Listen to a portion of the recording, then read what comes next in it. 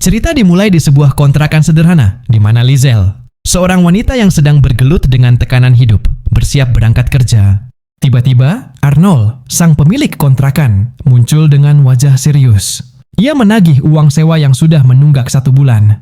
Lizelle hanya bisa berjanji, nanti setelah gaji saya bayar. Namun tatapan Arnold tak bisa menyembunyikan keraguan dan kekhawatirannya. Di kantor, suasana berubah menjadi lebih mencekam. Pimpinan perusahaan mengumumkan hasil kinerja para sales. Sebagian besar meraih sukses gemilang, tapi Lizelle, dia gagal total. Tak satu pun klien berhasil didapatkan. Ancaman peringatan menggantung di atas kepalanya.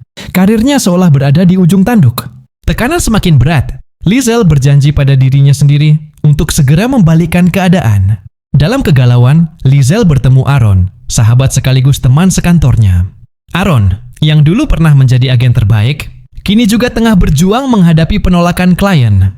Dengan penuh semangat, Aaron memberikan dukungan, menyuntikkan harapan agar Lizelle tak menyerah. Namun, kehadiran Susan, sales baru yang cantik dan penuh pesona, mengubah dinamika kantor. Susan seolah membawa angin segar, dengan penjualan yang terus meroket.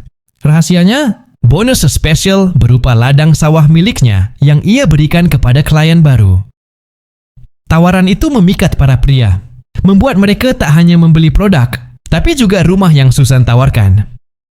Suatu hari, Lizelle tanpa sengaja menyaksikan Susan menyerahkan bonus ladang sawah itu kepada kliennya.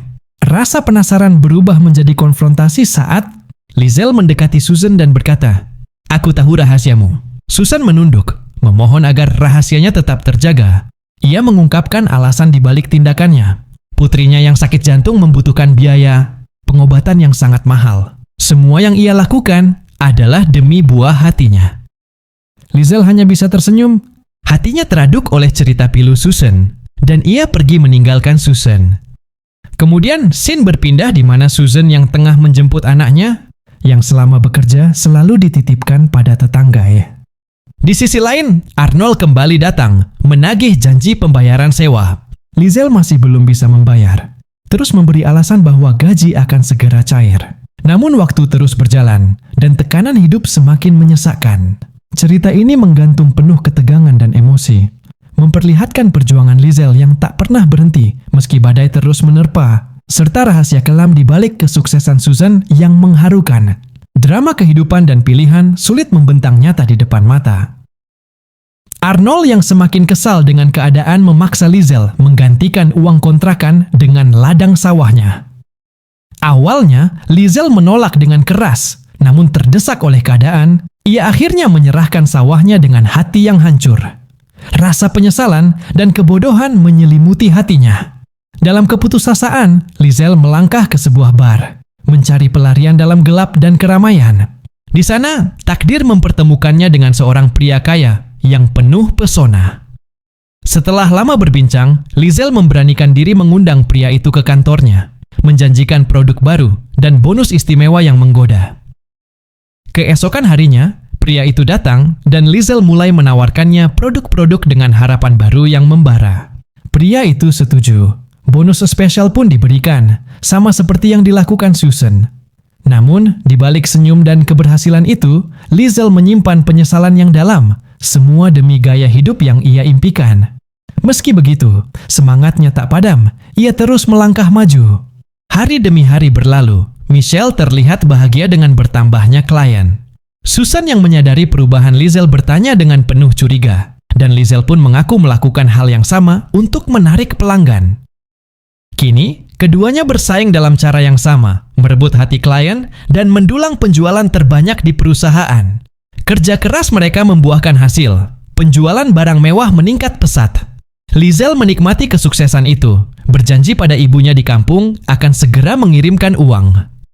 Namun malam itu, takdir kembali bermain kejam. Di sebuah tempat yang sama, saat mereka menawarkan jasa pada calon klien, Lizelle dengan dingin mencampurkan obat tidur ke minuman Susan saat wanita itu pergi ke toilet. Sesaat kemudian, Susan tertidur pulas dan dibawa seorang pemuda kaya.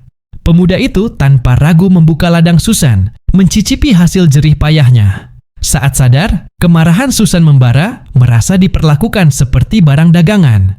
Amarah itu pun diarahkan pada Liesl, yang justru tersenyum puas. Semua pencapaiannya kini nyata. Ia kembali menjadi sales terbaik, mendapatkan bonus melimpah. Hati Susan hancur, namun tak lama kemudian ia bertemu Aaron. Percakapan mereka mengalir perlahan, beralih ke cerita tentang kerja keras bercocok tanam di sawah yang melelahkan, seolah menjadi pelarian dari segala masalah yang menyesakan. Malam itu, Liesl kembali mengganggu Susan. Kali ini, ia menggagalkan usaha Susan mencari klien baru. Kesempatan yang sangat dibutuhkan agar bonus perusahaan meningkat dan biaya pengobatan putrinya tercukupi. Tekanan semakin berat, beban di pundak Susan terasa nyaris tak tertahankan. Keluarga yang harus diperhatikan, biaya rumah sakit yang membengkak, dan rasa putus asa yang menggerogoti hati. Dalam keputusasaan, Susan menghubungi Thomas, pria yang selama ini diam-diam mendekatinya. Dengan berat hati, ia meminta bantuan Thomas untuk merampok uang milik Liesl. Thomas, yang terobsesi pada Susan, langsung menerima tugas itu. Namun di perjalanan, saat Thomas membawa Liesl ke tempat sepi, pesona Liesl yang cantik membuatnya berubah pikiran. Ia mengajak Liesl berkebun, tapi kekuatan dan cangkul di tangannya berubah menjadi senjata maut. Liesl kewalahan dan akhirnya menghembuskan napas terakhirnya di tangan Thomas. Thomas kembali kepada Susan, menyerahkan sejumlah uang dengan tergesa lalu menghilang. Susan belum tahu apa yang sebenarnya terjadi pada Liesl sampai ia melihat berita di televisi. Liesl telah tewas. Perasaan bersalah menyiksa Susan. Namun tak ada jalan untuk mengubah apa yang sudah terjadi.